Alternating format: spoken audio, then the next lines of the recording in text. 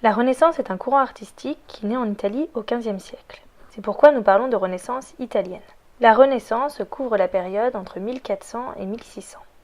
Sur cette frise, on voit que la fin du Moyen Âge se termine en 1492 pour la plupart des historiens avec la découverte des Amériques par Christophe Colomb. C'est ainsi le début des temps modernes. La Renaissance chevauche donc ces deux périodes historiques de 1400 à 1600. Ce nouveau courant artistique commence dans la ville italienne de Florence. Sur cette carte, on peut ainsi voir l'Europe au moment de la Renaissance. La Renaissance naît en Italie puis est diffusée en Europe, notamment en France, en Allemagne et aux Pays-Bas. Les artistes italiens vont travailler partout sur le continent européen. De plus, l'Italie va former plusieurs grands artistes de toute l'Europe.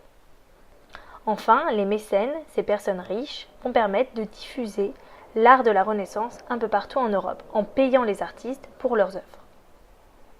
Au même moment, une nouvelle vision de l'homme apparaît. Nous l'appelons l'humanisme. Les artistes de la Renaissance s'inspirent des œuvres de l'Antiquité. Leurs œuvres sont marquées par un souci du détail, une volonté de plus de réalisme et également par la symétrie. Les artistes recherchent la perfection et veulent montrer la beauté du corps humain. De nouvelles techniques artistiques sont également mises au point, comme la perspective par exemple.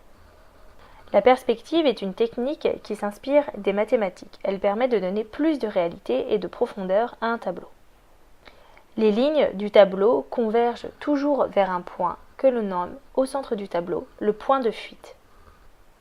Une autre technique, appelée le sfumato, était utilisée par des peintres de la Renaissance comme Léonard de Vinci. Le sfumato est un effet de flou qui permet d'atténuer les contours pour donner plus d'impression de réalité des personnages. Autre nouveauté, c'est l'utilisation de la peinture à l'huile qui permet de donner plus de relief et plus de réalisme encore aux œuvres de la Renaissance. Au niveau des thèmes qui sont peints, les artistes de la Renaissance vont désormais utiliser des thèmes profanes, c'est-à-dire des œuvres qui ne s'inspirent pas de la religion, mais qui peuvent représenter le corps humain, la nature, des paysages ou toute autre chose. Nous allons désormais nous intéresser à trois artistes marquants de la Renaissance italienne. Le premier, Léonard de Vinci, qui est un artiste, peintre, ingénieur, un savant, qui a fait beaucoup de choses et donc on peut parler d'un artiste prolifique. Il a reçu une formation pour la sculpture et la peinture. Pour les autres domaines, il va apprendre par lui-même.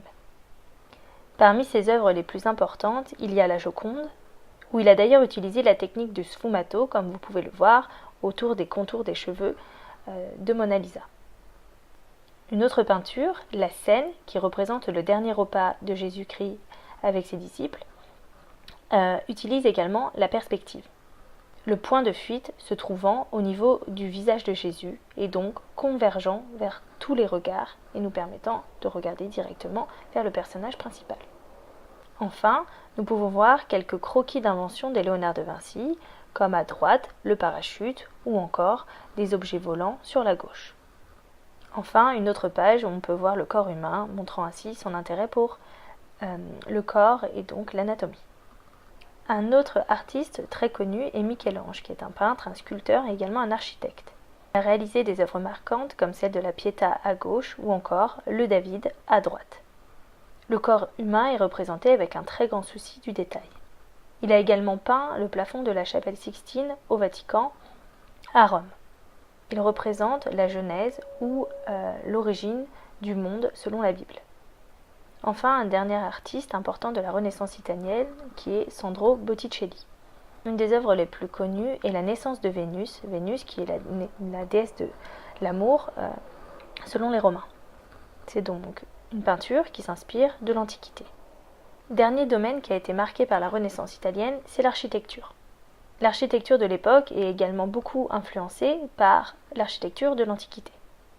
Par exemple, sur la Villa Rotonda, on peut voir plusieurs éléments comme le dôme ou encore le fronton et les colonnes.